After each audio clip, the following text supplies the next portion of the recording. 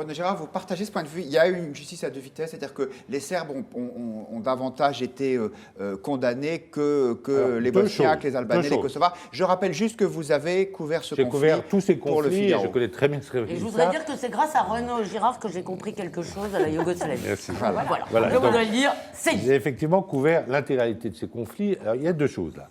Premièrement, le général Mladic est tout à fait responsable du massacre de Srebrenica, il n'y a aucun doute. Il est entré dans l'enclave qui était protégée par les Nations Unies le 11 juillet 1995 et ses troupes ont massacré dans les 2 semaines qui suivaient, et j'ai même, moi, interrogé plus tard en secret un des massacreurs, a massacré 7000 hommes et garçons, donc ils ne sont pas attaqués à la population féminine, mais à la population masculine, de cette enclave de Bosnie. Civile, au lieu de les faire partir, ils pouvaient faire partir les hommes et les femmes en même temps vers Tuzla. Les femmes et les enfants ont été dirigés, et les vieillards ont été dirigés sur une zone musulmane.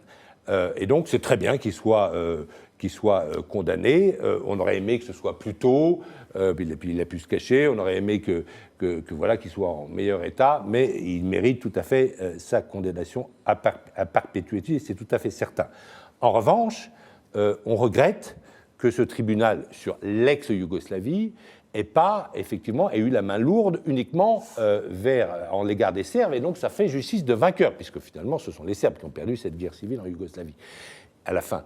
Et on regrette par exemple qu'au Kosovo, donc c'est une guerre de l'OTAN, n'est-ce pas, en 1999, pour obliger la Serbie à lâcher sa province du Kosovo à l'Učeka albanaise, c'est-à-dire à l'armée de libération des Albanais, qui sont la majorité de la population de cette vieille province serbe du Kosovo. Il y a eu 2000 victimes, 2000 vieillards, enfin 2000 Serbes civils qui ont été massacrés par l'Učeka, enfin en tout cas en Albanie, et pas un seul dirigeant de l'Učeka, qui se retrouve d'ailleurs à diriger le Kosovo, qui est reconnu par la France comme un État indépendant, c'est un État mafieux indépendant. Pas reconnu par tout le monde, mais qui est reconnu par la France. On peut regretter effectivement qu'il y ait eu une impunité. Et de même, on peut regretter aussi que l'ancien commandant de Srebrenica, mais qui n'était pas là au moment du massacre, parce qu'il avait été retiré, parce qu'en fait, Srebrenica devait être donné aux Serbes dans les cartes. Bon, enfin, ce n'était pas une raison pour massacrer 7000 hommes.